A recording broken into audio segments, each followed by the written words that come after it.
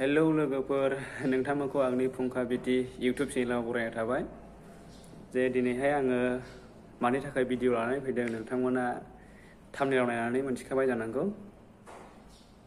आंनि भिडिअ लाबोनो साननाया बेनो जे आंनि इउटुब चेनेल फुंखा बिटि नैबे इउटुब चेनेलखौ आङो 2021 आवहाय जइन खालामदोंमोन बा आङो खुलिदोंमोन। बे चेनेला दिनै फैनानैहाय बोसोरसे मास मोननैयावहाय दिनैहाय आगान होफैबाय आरो बे बोसोरसे मास मोननैयाव जे नोंथांमोननि अनबोनाय, नोंथांमोननि मोजां मोनबोनाय, नोंथांमोननि सापर्ट खालामनायजों आङो लासै आगान सुरबोनानै दिनै आङो बावैसो एसे सिगाङावहाय 1K साबस्क्राइबार कमप्लिट जाबाय। बिनि थाखाय नोंथांमोनखौ थेंक इउ स' माच खालामो। जाहाथे बेबादिनो नोंथांमोना आंखौ जाब्लाबो जायाब्लाबो नायनो बांसिनब्लाबो नोंथांमोना जे आंनि भिडिअखौ नायनायजों आंखौ सापर्ट खालामबाय थायो। बेनि थाखाय नोंथांमोननिसिम थेंक इउ स' माच जासिहरनायजों आसा खालामनाय थाबाय।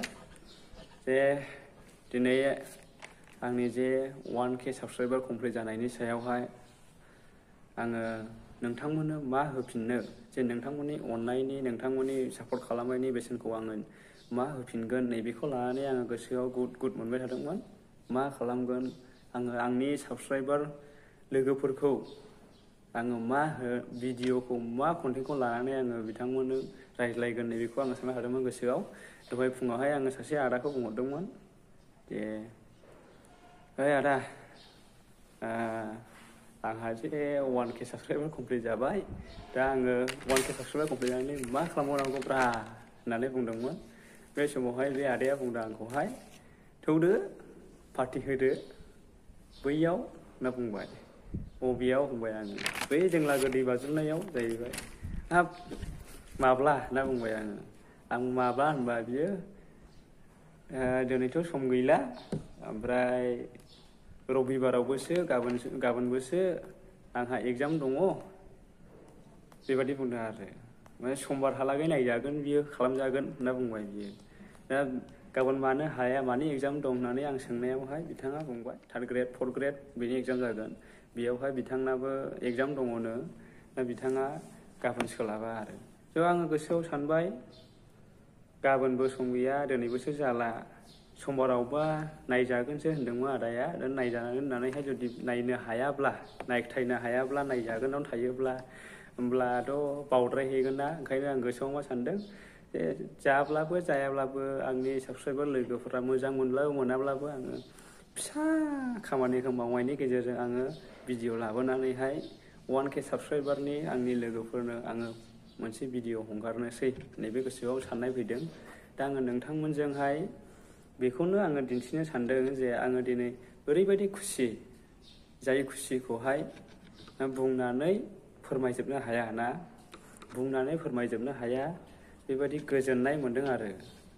मानो होनना बुङोब्ला नोङो माबा मोनसे खामानि मावोब्ला नोङो बे खामानिनि फिथाइखौ नों मोनागौमानि, बा नोङो बे फिथाइखौ मोननो थाखाय नोङो थांखिसिम सौहैयागौमानि नोंनि गोसोआव गोजोननाया फैयाना।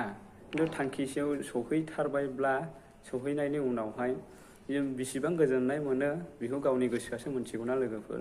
थ' दिनैहाय आङो बे चेनेलखौ खुलिनानैहाय दासिमावहाय 1 year 2 months जाफैनायाव दिनै आङो नोंथांमोननि अननायजों 1K साबस्क्राइबार्स कमप्लिट खालामनो हानायखाय आङो नोंथांमोननिसिम बेखौनो लाबोनो सानदों जे अननायनि बेसेन होनो हायाब्लाबो जे आङो नोंथांमोननि थाखाय बेबायदि खामानि मावदों आरो फिसा न'टआवहाय आङो नोंथांमोननिसिम बेखौनो फोरमायनो बा आंनि गोजोननायखौ फोरमायनो थाखाय आङो फिसा खामानि मावदों। बेनो जाबाय जे नोंथांमोना नायदो, आङो आइ लाभ इउ, थेंक इउ स' माच नैबेखौ आङो 50 times नोंथांमोननि थाखाय आङो लानानै फैदों आरो।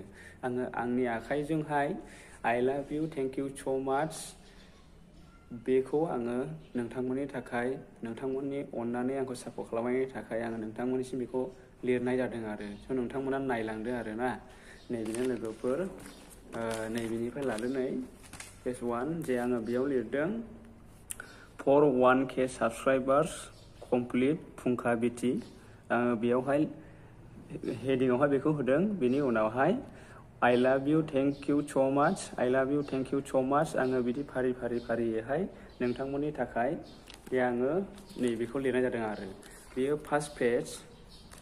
ओमफ्राय नैबेथिं मोनसे नै बेसिमबो I love you, thank you so much, I love you, thank you so much आंनि इउटुब चेनेलनि मेम्बार्सफोरनिसिम आङो बेखौहाय बानायनाय जादों आरो जे आङो नोंथांमोननो जेबो होनो हायाब्लाबो बेखौनो फिसा महरैहाय गोजोननायखौ जासिहरनो आङो बेजोंनो नोंथांमोननि गेजेराव नुजाफैदों आरो लोगोफोर नायदो ओरैबो लिरबाय आङो thank you I love you, thank you so much आरो बेजों लिरखांनायनि उनावहाय नैबेजोंहाय I love you, thank you so much आरो जोबथारनायावहाय आङो नोंथांमोननि थाखाय नैबेखौ लानानै फैनाय जादों आरो लोगोफोर नैबेखौ नायदो लोगोफोर बेखौ नायदो लोगोफोर फुंखा बिटि for 1K subscriber complete I love you guys फुंखा बिटि YouTube channel members thank you बेखौ लानानै फैदों आरो लोगोफोर नोंथांमोननि थाखाय आङो बेखौ लानानै फैनाय जादों आरो लोगोफोर नायदो नै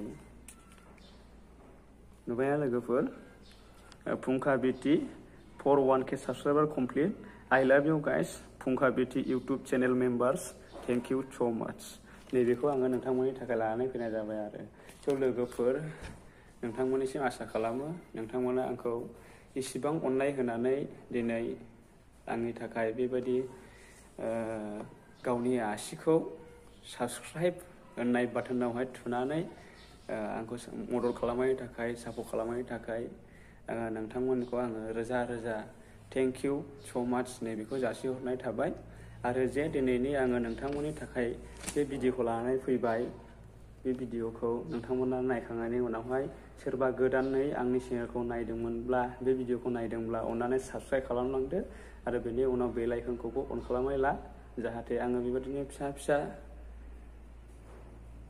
कन्टेन्टफोरखौ लानानै नोंथांमोननि गेजेराव नुजाफैयोब्ला नोंथांमोना आंनि भिडिअखौ नुनो मोननाय बायदि